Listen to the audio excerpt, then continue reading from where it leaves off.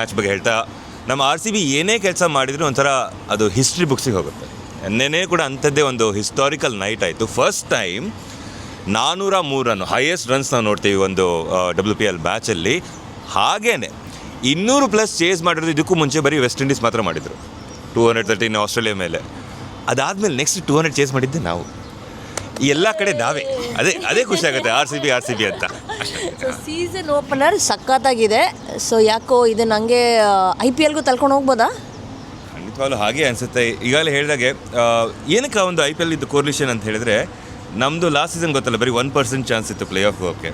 ನಿನ್ನೆ 12ನೇ ಓವರೋ ಅಷ್ಟು 14 ಇರಲಿಲ್ಲ, ಎಷ್ಟು 12% ಏನೋ ಇತ್ತು. ಆಶ್ಲಿ ಗಾರ್ಡ್ನರ್ ಓವರ್ ಆದ ಕೂಡಲೇ 76% ವಿನ್ನಿಂಗ್ ಪರ್ಸೆಂಟೇಜ್ ಬರುತ್ತೆ. ಸೊ ಅದು RCB ಒಂದು ಟ್ರೇಡ್ ಮಾರ್ಕ್ ಥರ.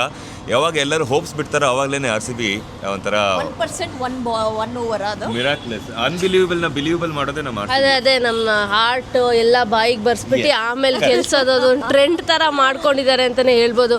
ಆ್ಯಕ್ಚುಲಿ ಹೇಳ್ಬೇಕು ಅಂದರೆ Friday night second show movie blockbuster ಅಂತ ಹೆಂಗೆ ಡಿಸೈಡ್ ಆಗುತ್ತೋ ಆ ಥರ ನಿನ್ನೆ ಮ್ಯಾಚ್ ಬ್ಲಾಕ್ ಬಸ್ಟರ್ ಆಗಿದ್ದಿದ್ದು. Superb start for the tournament ಅಂತಲೇ ಹೇಳ್ಬೋದು. ನೀವು ಹೇಳ್ದಂಗೆ ರನ್ಸ್ ಇತ್ತು, ವಿಕೆಟ್ಸ್ ಇತ್ತು, ಬೌಲರ್ಸ್ಗೂ ಕೂಡ